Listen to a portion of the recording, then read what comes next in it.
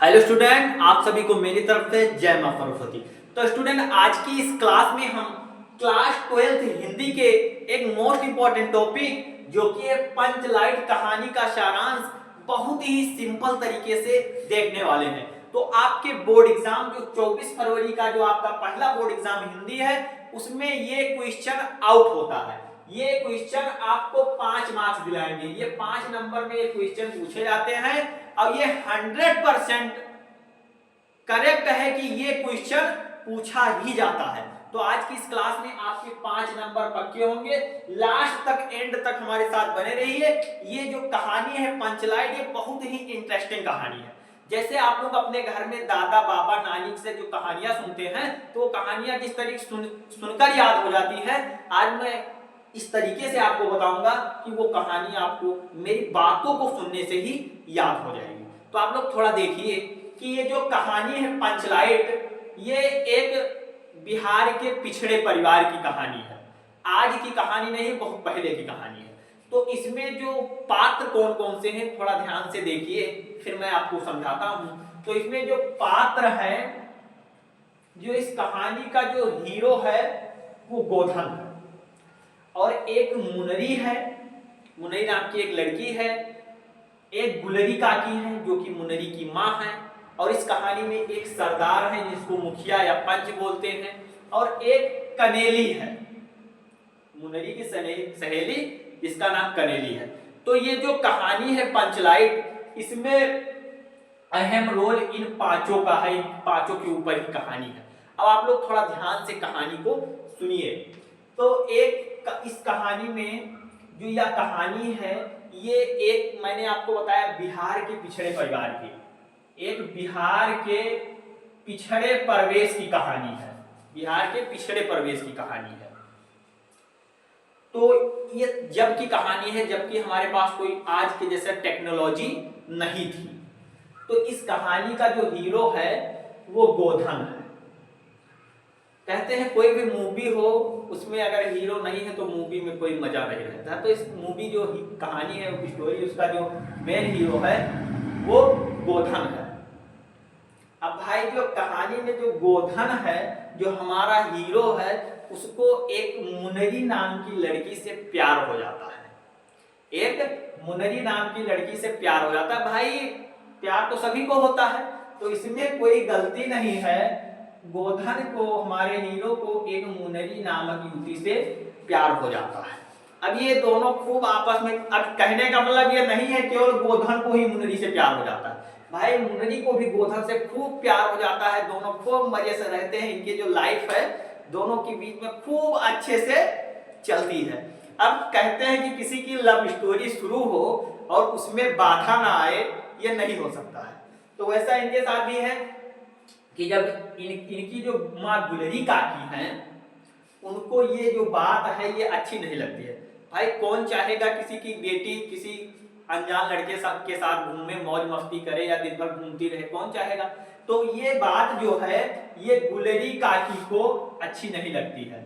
जो ये बात जो उनकी जो माता जी हैं, गुलरी काकी हैं, उनको यह बात बहुत अच्छी नहीं लगती है। अब भाई जो गोधन जब अपने घर से निकलता है तो जो मुनरी का घर है वो उस रास्ते में ही पड़ जाता है।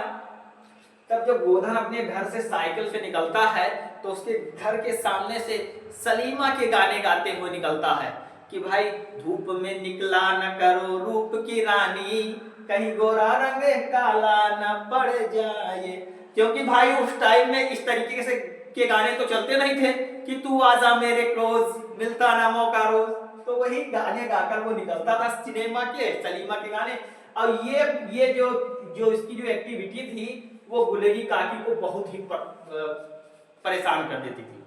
अब भाई जब गुलरी काकी परेशान हो जाती है, ये दोनों आपस में प्यार में एकदम परवान हो जाते हैं, तब वो इस बात को, गुलरी काकी इस बात को पंच तक पहुंचा देती है कि भाई जो ये गोधनवा है ये हमारी बिटिया को बहुत परेशान करता है, उल्टी सीधी बातें करता है, बहुत ही तंग करता है। अब जब ये बात जब गुलरी काकी फरदार पंच के पास पहुंचा देती हैं, अब पंच जब सुनते हैं तो उनको भी गुस्सा आता है कि भाई हमारे गांव की बहन बेटियों के साथ ऐसा हो रहा है। अब वो गोधन को बुलाते हैं, किसको? जो फरदार हैं, पंच मुखिया हैं, वो गोधन को बुलाते हैं और गोधन का बहिष्कार कर देते हैं। गोधन का बहिष्कार कर देते हैं कि भाई तुम्हारा हुक्का पानी बंद, ऐसा कर रहे हो हमारे गांव की बहन बेटियों के साथ, तो उसका जो हुक्का पानी बंद कर देते हैं और जो भी सजा हो 1 महीने की 2 महीने की वो सजा देकर उसको गांव से बाहर निकाल देते हैं, उसको गांव से बाहर निकाल देते हैं। अब एक दिन रामनवमी का मेला लगता है।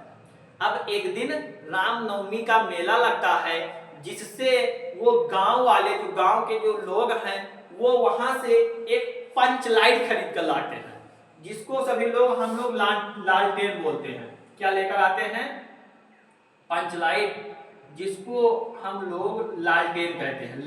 लालटेन को वो जो लोग हैं वो पंच लाइट कहते हैं। तो पंच लाइट को वो गांव के सीधे साधे लोग कुछ कीमती चीजें समझते हैं।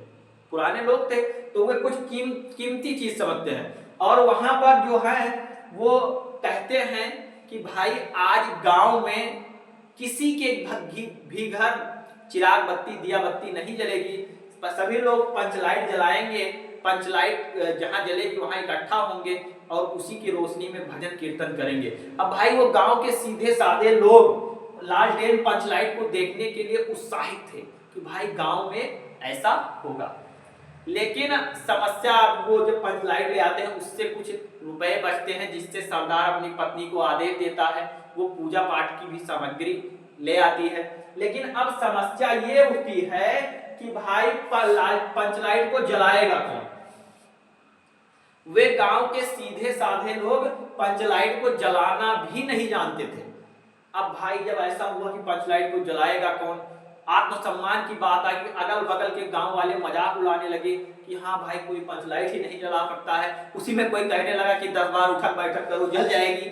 तब जो भाई मुखिया हैं उनको उनका आत्मसम्मान पर ठेस आता है और वो अपनी जो बेइज्जती का घूंट सहन नहीं कर पाते हैं, पी कर रह जाते हैं। अब भाई ध्यान देना बच्चों, इसी तरीके से अब मुनरी को एक मौका मिल जाता है। किसको? मुनरी को एक मौका मिल जाता है। वह जानती है कि गोधन पंचलाइट जला सकता है, वह उसको पता है कि गोधन पंचलाइट जला सकता है। लेकिन अब भाई वो कैसे डायरेक्ट कर दे? जो गांव जो संस्कारी लड़कियां होती, सीधी सादी लड़कियां होती हैं, वो अगर किसी से प्यार करती हैं तो डायरेक्ट नहीं बोल देते हैं कि भाई मैं जिससे प्यार करता हूं वो पंच लाइट जला सकता है। अब वो धीरे से क्या कहती हैं, करती हैं, वो अपने सहेली कनेली के पास जाती है, बैठी रहती है। अब चुपके से उसके कान में कहती हैं, अरे सुनो तो। बोली क्या? अरे वही जो हमारे वो हैं, वो पंच लाइट जला सकते। बोली कौन? अरे वही हमारे वो। अब ये बात जो हो रही है ये गोधन के लिए हो रही है। मैंने बताया कि जो गांव की जो सीधी सादी जो संस्कारी लड़कियां होती है, वो किसी से प्रेम करती है तो डायरेक्ट नहीं कर देती कि भाई मैं उनसे प्रेम करती हूँ, वो पंच लाइट जला सकते हैं। तो वो जाकर कनेली के कान में कहती है कि अरे सुनो जी, सुनो तो। बोली क्या? अरे वही मेरे वो पंच लाइट जला सकते हैं। बोली कौन? अरे वही मेरे वो। तो ये बात गोधन के लिए हो रही है। अब जब वो यह बात जब कनेली से पहुंचाती हैं और कनेली इस बात को पंच तक पहुंचा देती है। अब भाई पंच लाइट जला सकता है। अब सरदार सोचते हैं कि हाँ उसको तो गांव से बाहर निकाल दिया गया है, कैसे बुलाया जाए। लेकिन बात आत्मसम्मान की आती है। तब वो गोधन को बुलाते हैं और जो गोधन है वो आता है और गरी के तेल भरकर लालटेन में पंच लाइट को जला देता है। गांव वाले खूब खुश हो जाते हैं और भजन कीर्तन करते हैं। और जो इधर जो ये गुलरी काकी हैं, इनका गोधन के प्रति सारा गुस्सा सब खत्म हो जाता है। अब वो वाली बात आ जाती है शादी वाली दोनों के बीच, तो वो सारा गुस्सा खत्म हो जाता है और वो गोधन को शाम के भोजन पर आमंत्रित करती है, शाम के भोजन पर निमंत्रण करती है। और जो सरदार हैं ये भी प्रसन्न हो जाते हैं और प्रसन्न होकर कहते हैं जाओ खूब गाओ सलीमा के गाने, तुम्हारा 7 खून माफ, खूब गाओ सलीमा के गाने। तो कहानी कुछ ऐसी है, पंचलाइट जला देते हैं लोग, भजन कीर्तन करते हैं। अब आपको लिखना कैसे है थोड़ा मैं वो आपको बता रहा हूं, ध्यान से देखिए, एक एक चीजें आपकी क्लियर। आई होप कि आपको ये कहानी बहुत ही अच्छे तरीके से समझ में आ गई होगी, क्योंकि मैंने बोरिंग नहीं किया है, इंटरेस्टिंग में बताया हुआ है। अगर आपको कहानी नहीं समझ में आई है, वीडियो को पॉज करिए, एक बार फिर से देखिए। मैं ये दावे के साथ कह रहा हूं कि जब आप 24 फरवरी बोर्ड एग्जाम में बैठेंगे लिखने के लिए, तो मेरी हर एक बात आपको याद आएगी, मेरा गाया हुआ गाना आपको याद आएगा। तो थोड़ा देख लीजिए कैसे आपको लिखना है। मैं कैमरे में चेक करता हूं क्या आपको पूरा चीजें क्लियर हो रही है, या कमेंट करिए। हाँ, आपको कैमरे में हर एक चीजें क्लियर है। तो देखिए, जो पंचलाइट कहानी हरीश्वरनाथ रेणु जी की एक आंचलिक कहानी है। इस कहानी में बिहार के एक पिछड़े गांव के परिवेश का बहुत ही सुंदर चित्रण किया गया है। इस गांव में गोधन नाम का एक लड़का है जो गांव की मुनरी नाम की एक लड़की से प्रेम करता है। मुनरी की मां ने प्रेम करता है।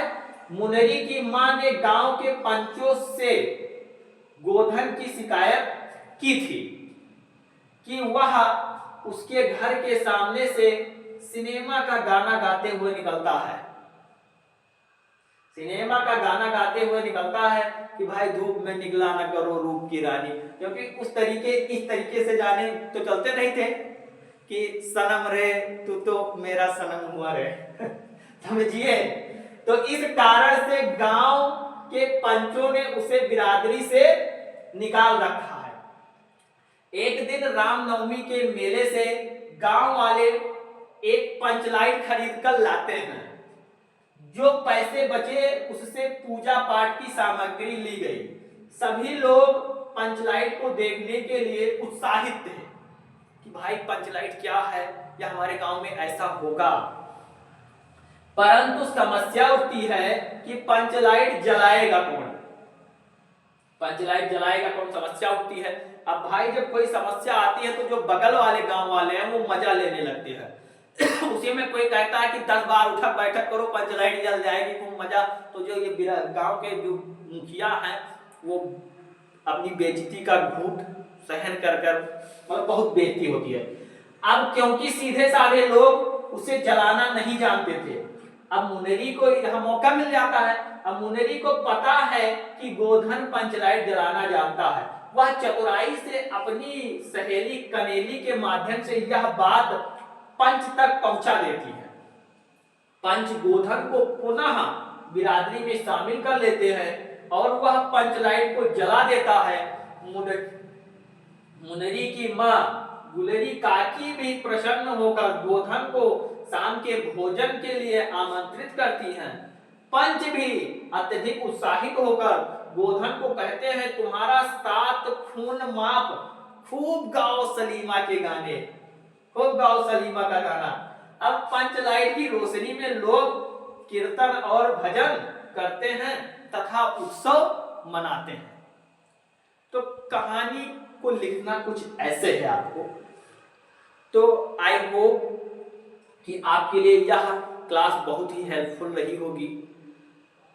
मैं आपको बता रहा हूं कहानी, इसको रटने में आप नहीं फंसेंगे।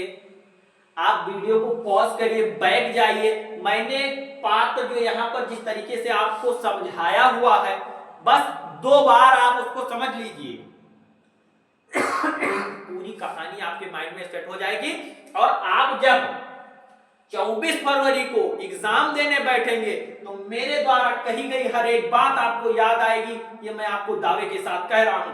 और मैं ये भी कह रहा हूं कि 100% ये कहानी आपके बोर्ड एग्जाम में आएगी। तो आप लोग अपने 5 नंबर को क्लियर कर लीजिए। जो ये रिवीजन सीरीज चल रही थी, इसकी ये शायद 3rd क्लास है।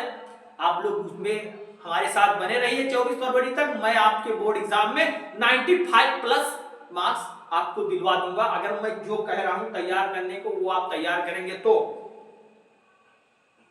मैंने कल एक मॉडल पेपर लाया हुआ था जिसमें विजयी भव ऐसा करके कुछ था। उस पेपर को अगर आप देखेंगे आपके अंदर ऐसा जुनून आएगा कि आपको कैसे हल करना है, कैसा पेपर पूछा जाता है, पैटर्न क्या है, कौन से क्वेश्चन किस नंबर पे पूछे जाते हैं, उन सारे चीजों का डिस्कस किया है। तो अगर आपने वो क्लास नहीं देखी है तो जाकर उस क्लास को बहुत ध्यान से देखिए। अब मैं आपको पेपर के पहले ही वो भी एक शेड्यूल लेकर आऊंगा कि आपको कौन से क्वेश्चन पर कितना टाइम देना है, क्योंकि टाइम का भी बहुत बड़ा मैनेजमेंट रहता है। अगर किसी क्वेश्चन पर आपने ज्यादा टाइम दे दिया, नेक्स्ट क्वेश्चन आपका छूट जाएगा। तो मैं टाइम डिवाइड किया हूं आपके पेपर के शेड्यूल के हिसाब से, मैं वो आपको बताऊंगा। तो इसी तरीके से अगर वीडियो आपको पसंद आई हो तो वीडियो को एक प्यारा सा लाइक करिए और कमेंट बॉक्स में कोई एक प्यारा सा कमेंट करिए। किसी भी इस टॉपिक से अगर कोई भी डाउट हो तो कमेंट सेक्शन में आप डाउट शेयर कर सकते हैं। तो इसी तरीके से मिलते हैं नेक्स्ट क्लास में एक और मजेदार टॉपिक के साथ। तब तक के लिए bye bye, love you, take care.